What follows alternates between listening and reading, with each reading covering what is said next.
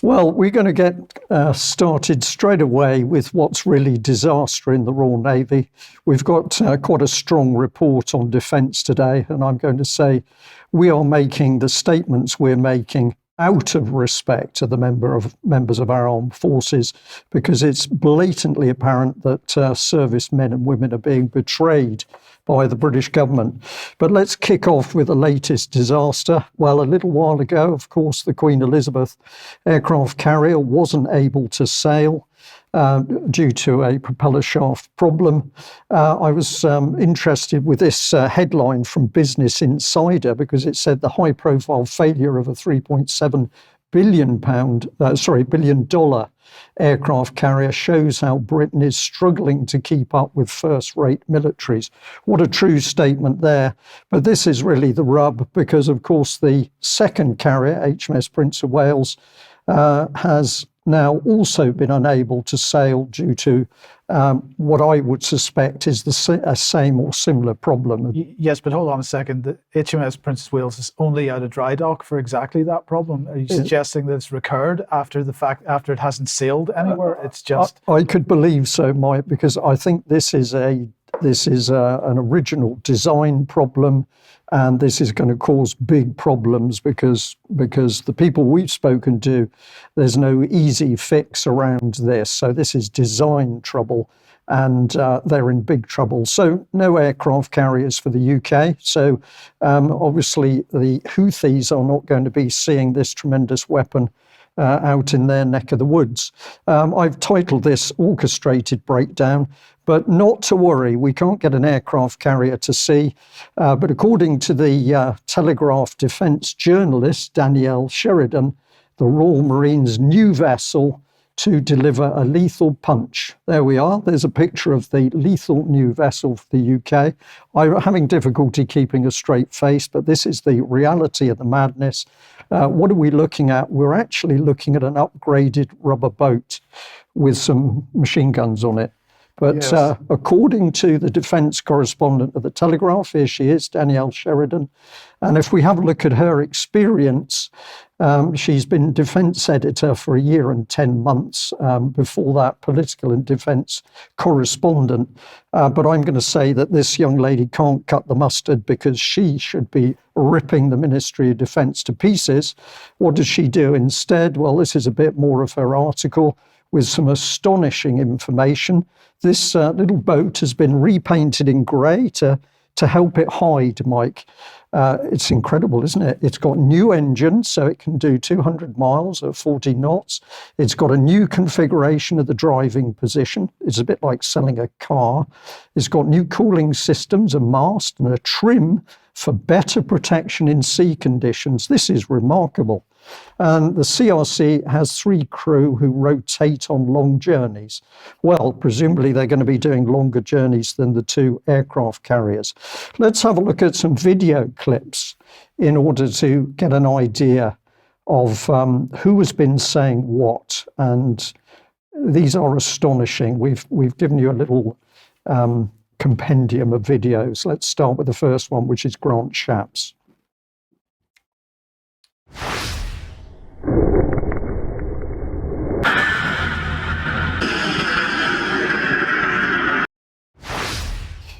Well, apologies, he wasn't actually speaking, but that was from his Twitter page. And what is he talking about? He's talking about the latest and greatest missiles, which are apparently shooting down the Houthi drones.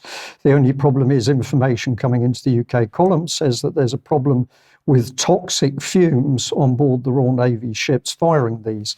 That is the allegation. We're going to do our very best to see whether we confirm that. But clearly it seems there's some sort of problem there. There's certainly a problem with the carrier. Well, let's have a look at what Admiral Radakin had to say about his duties. We showed this a few months ago. First of all, I do love your office. Did you choose it to make it as like being on a ship as possible without actually being on one? So I suppose we're lucky. So this is a fantastic place to base a Navy headquarters. So we're at the top of the harbour. We're on Whale Island, and it's fantastic to have large windows, and it's great for me to be able to look out and see our ships I think it's less good for our ship CEOs to know that the other way around. they're under the gaze of the headquarters. In a way, it's reassuring that when you go back to a ship, and whether it's the ladders or it's the food or it's the smell, personally, I don't like going to ships and not going up to the bridge. I love this. This is a brilliant graphic, and to me, this describes the world that we're actually in, which is a world dominated by the sea, and the different colours represent the different trades that go around the world on the sea. What do you make of that, Mike? I don't know what to say. I mean, he likes looking out his window at the ships. We that can't are get the tied up on carriers side to because sea. they The can't get to Type sea. 45s can't go into warm water. We got problems with missile systems, propeller shafts, recruiting. But the colours on the map are just wonderful. So where did we send Admiral Radakin? We sent him somewhere special to give his expertise on how to fight a land war. Let's just remind ourselves of this little Guardian report here. And there we are. That's our guy, how UK military chief became key NATO liaison in Ukraine. He can't keep his fleet at sea, so we sent him off to Ukraine to tell the Ukrainian army how to fight the Russians. And of course, what's happened? An utter disaster. Well, meanwhile, how is the British Army doing? Well, let's go back to a little piece of video clip with General Sir Patrick Sanders to see what he's learnt. And if you're in the army now, you join now, the army you join will look radically different in the course of the next 6 or 7 years. And just to give you a sense of the pace of that, we've now got a really clear sense of our purpose. So the army's purpose is to fight and win wars on land. Well, there we are. Astonishing news from General Sanders. Apparently the army is supposed to fight and win wars on land. It's remarkable. I was under the impression it could have been at sea, but Well, he's happy with that. I think he So- is at sea, but anyway. So what sort of politicians have brought this madness to the military? Let's have a look at our old friend Ben Wallace. There's a rumour there's a reshuffle tomorrow or the day after. Yeah. In which case, this will be your last hurrah. In that case, I'll just be over there on the seating with everyone else. Why did you decide that you'd had enough? Well, there's a man over there that slightly inspires me to go on your own terms. I think I'd done 4 years. I'd done 3 years as security minister. That's 7 years of sort of 24/7. So 7 years, which was enough to help the general carnage ripping apart Britain's armed forces. And then following the lead, I think he's referring to Tony Blair in that particular scenario, he just walks away, leaving the chaos and the madness. Let's have a look at another one. This is James Cartledge talking about procurement. Well, as the new Minister of State for Defence Procurement at the Ministry of Defence, I thought I'd come to Abbey Wood to see D&S, which is about as close to the front line of procurement as you can get, doing all these amazing things, procuring new equipment for our armed forces, maintaining the stuff that's already there. It's been really interesting, and I look forward to working with them in the future.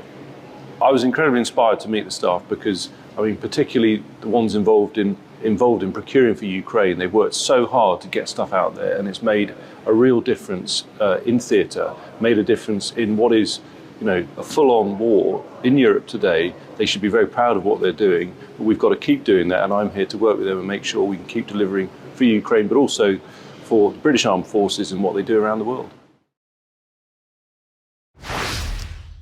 Well, as we're going to be hearing a little bit later in today's news, procurement is not working in any shape or form. And if materiel has been supplied to Ukraine, it's certainly not reaching the front line of the UK armed forces. So another massive failure. But let's just come back to our old friend Ben Wallace, because he mentioned NATO. Let us move on to the substantive issues of NATO and what is happening in Ukraine. I suppose the one thing that has happened that, you know, I think it was Emmanuel Macron who was saying that NATO was brain dead, and no one would say that now. It's found its reason to be in a way that was unimaginable prior to the invasion by Russia of Ukraine.